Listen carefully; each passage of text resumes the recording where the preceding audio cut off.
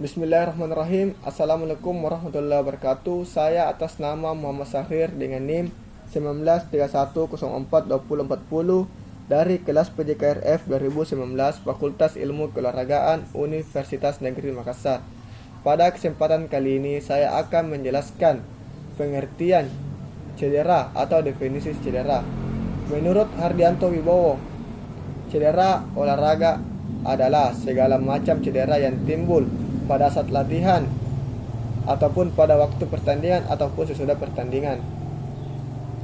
2. Menurut Kafa, cedera merupakan rusaknya jaringan yang disebabkan adanya kesalahan teknis, benturan dan aktivitas fisik yang melebihi batas bebas latihan yang dapat menimbulkan rasa sakit akibat dari kelebihan latihan melalui pembebanan latihan yang terlalu berat sehingga otot dan tulang tidak lagi dalam keadaan anatomis.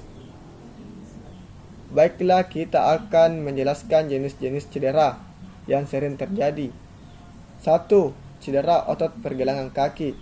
Cedera ini terjadi disebabkan oleh peregangan berlebihan atau rebekan pada urat pita jaringan yang menghubungkan satu tulang dengan tulang lainnya, atau tendon jaringan menghubungkan otot dengan tulang atau otot. Pergelangan kaki sering mengalami cedera karena inilah tempat tiga tulang bertemu, biasanya ketika sedang berlari atau berjalan pada permukaan yang tidak rata, sehingga pergelangan kaki lebih rawan tergilir. Untuk penyembuhannya cukup diberikan istirahat dan dikompres dengan es untuk mengurangi pembengkatan.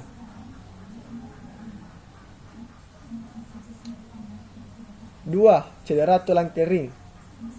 Cedera ini ditandai dengan nyeri pada betis dan tulang kering bagian atas. Cedera tulang kering atau simplis terjadi karena peradangan pada otot dan bisa terjadi pada siapapun. Umumnya cedera tulang kering terjadi saat Anda berlari atau melompat. Penyebabnya yang sering ditemui adalah aktivitas atau meningkatkan intensitas aktivitas secara tiba-tiba.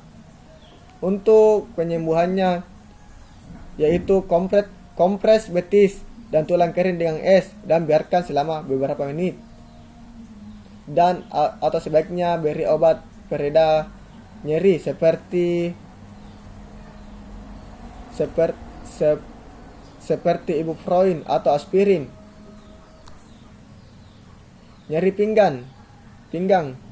Nyeri pinggang atau cedera punggung bawah banyak dialami oleh Anda yang mengangkat beban seperti bersepeda atau bermain golf, tenis, dan bisbol. Ini muncul di bagian pinggang atau punggung bawah. Nyeri ini disebabkan oleh banyak hal seperti saraf terjepit, tendon dan otot sobek, dan herniated disc. Ini adalah tanda bahwa olahraga yang sedang Anda jalani sudah terlalu berat bagi tubuh Anda dan membutuhkan istirahat. Untuk penyembuhannya yaitu kompres es, hindari dulu gerakan-gerakan seperti membungkuk atau mengangkat beban berat. Cedera bahu. Pada bahu terdapat 4 otot besar yang bertugas untuk menopang dan menjaga sendi-sendi bahu. Maka, bahu adalah bagian yang rawan cedera apabila Anda melakukan aktivitas seperti berenang, push up, dan bulu tangkis. Penyebabnya karena adanya pergerakan sendi bahu yang berulang-ulang secara intens akan menyebabkan otot-otot bahu kelelahan dan bengkak atau sobek.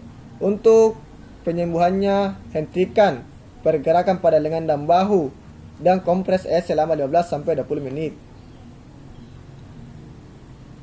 Kram otot. Jenis cedera olahraga ini terjadi terutama jika Anda langsung berolahraga dan tidak melakukan pemanasan atau perenggangan otot yang tuntas. Kram akan muncul pada kaki ketika kram menyerang otot dan mengalami kontraksi tiba-tiba sehingga Anda dapat merasakan nyeri.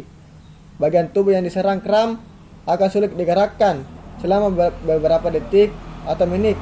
Kram otot bisa mengancam nyawa jika terjadi pas saat kita berenang. Untuk penyembuhannya, usahakan jangan panik panik, dan tetap tenang.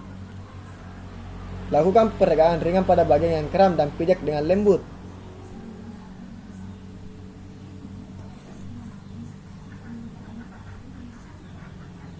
Cedera lutut. Cedera lutut sering terjadi pada atlet lari seperti sepak bola, basket, voli, olahraga cabang atletik yang banyak bertumpu pada lutut. Biasanya ditandai dengan rasa nyeri pada tempur lutut yang disertai dengan bunyi seperti retakan atau patahan. Cedera ini diakibatkan karena adanya kecelakaan seperti jatuh atau terbentur karena gerakan yang tidak lazim dan terlalu lama.